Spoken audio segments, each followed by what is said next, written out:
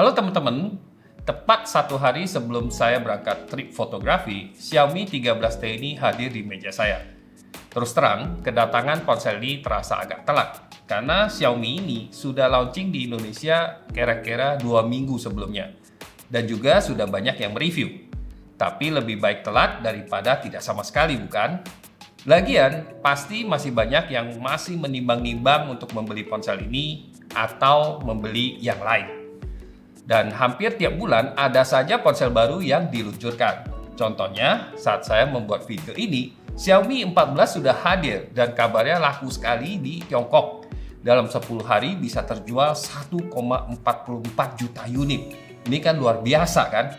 Nah, tapi kita kembali dulu ya. Kita ulas Xiaomi 13T yang ini sambil menunggu yang 14 untuk masuk ke Indonesia. Secara logika, kalau harga ponselnya murah, biasanya kan kualitas kameranya kurang bagus. Tapi Xiaomi ini memang dari dulu agak beda. Mereka lebih cenderung jual murah, tapi asal volumenya banyak. Untung tipis gak apa-apa. Untuk nambah-nambah keuntungan, biasanya Xiaomi ini mencoba dengan berhemat dalam marketing dan juga menayangkan iklan di unit ponselnya. Yang menarik di ponsel kamera Xiaomi ini adalah adanya merek Leica, yang katanya sifat kerjasamanya adalah co-engineered.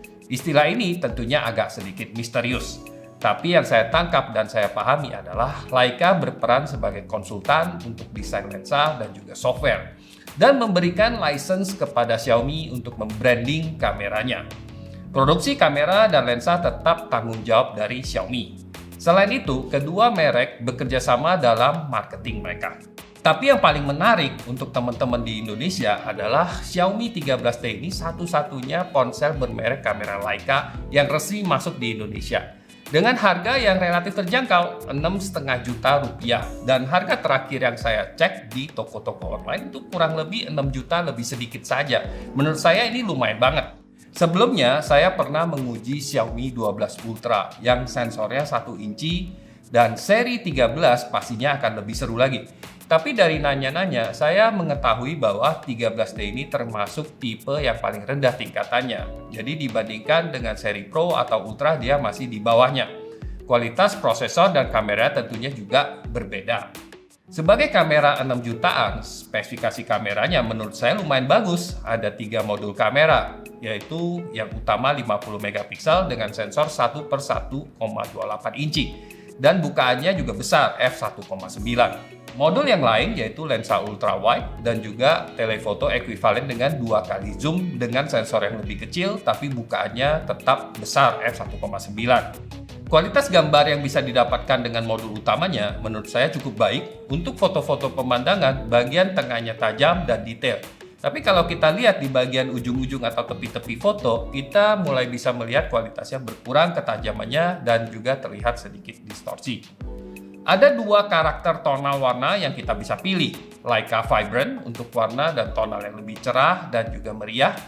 Dan yang kedua adalah Leica Authentic untuk warna yang lebih muda dengan tonal yang lebih kontras dan juga ada sedikit vignette untuk meniru efek dari lensa di masa lalu. Untuk foto-foto pemandangan, saya menggunakan Leica Vibrant dan mendapati hasil gambarnya itu warnanya agak sedikit bias ke magenta atau merah ke unguan. Bias ke warna magenta ini kadang-kadang bisa menjadi masalah saat saya memotret bunga atau daun-daun di musim gugur.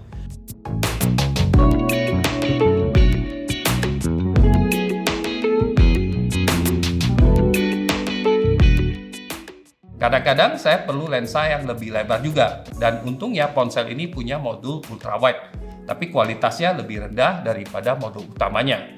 Saat kita perbesar detailnya itu terasa agak kurang, tapi warna dan tonalnya masih cukup baik.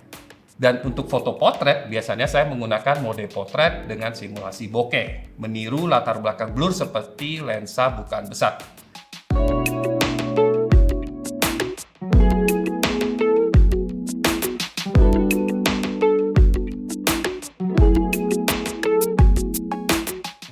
Di beberapa keadaan, skin tone terlihat lebih merah daripada biasanya dan simulasi bokeh kadang rapi, kadang kurang. Tergantung dari seberapa rapi rambut dari subjek fotonya.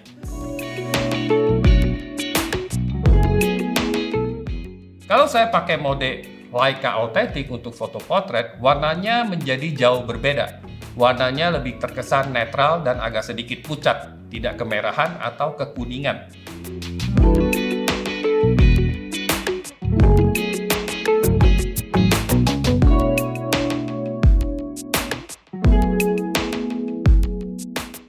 Untuk foto malam hari yang kontrasnya cukup tinggi, ponsel ini juga cukup sukses dalam menyeimbangkan bagian gelap dan bagian terang.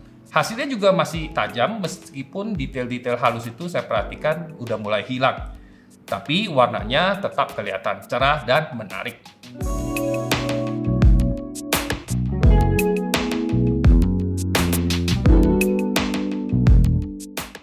Kinerja kamera ponsel ini juga cepat, terutama di kondisi cahaya yang terang. Lag-nya hampir tidak terasa.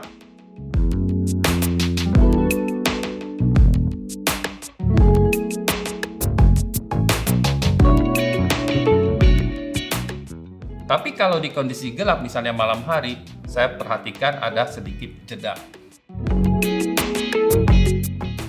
Menurut saya kamera di Xiaomi 13T ini cukup oke untuk berbagai suasana. Hasil fotonya tajam dan modulnya itu cukup lengkap dari ultra wide, wide, dan juga standar. Kelemahan utama dari kamera di ponsel ini adalah warnanya yang kadang-kadang kurang akurat. Tapi dengan harga 6 jutaan, saya rasa ponsel ini cukup value untuk dibeli sebagai ponsel yang digunakan untuk sehari-hari maupun untuk hobi fotografi. Kalau teman-teman tanya saya, apakah saya akan membeli ponsel ini? Jawabannya adalah ya dan tidak. Ya, karena saya membeli satu unit Xiaomi ini untuk mama saya, untuk menggantikan ponselnya yang sudah berusia beberapa tahun. Tapi untuk saya sendiri, kebetulan baru beli ponsel Google Pixel 7 Pro yang akan saya review selanjutnya.